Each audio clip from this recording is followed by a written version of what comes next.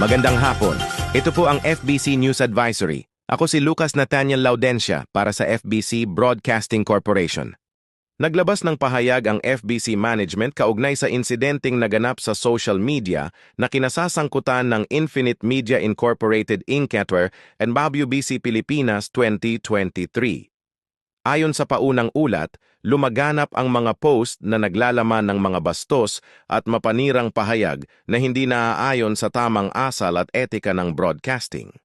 Mariing kinokondena ng FBC Broadcasting Corporation ang ganitong uri ng online behavior na maaaring magdulot ng maling impresyon sa publiko at makasira sa imahe ng industriya ng pamamahayag. Muling ipinaalala ng FBC sa lahat ng kasapi at konektadong media partners ang kahalagahan ng respeto, profesionalismo at pananagutan sa paggamit ng social media. Patuloy na magbibigay ng update ang FBC News hinggil sa kasong ito sa mga susunod na araw. At punta sa Facebook, Instagram at TikTok para sa mga FBC balita. Paalam!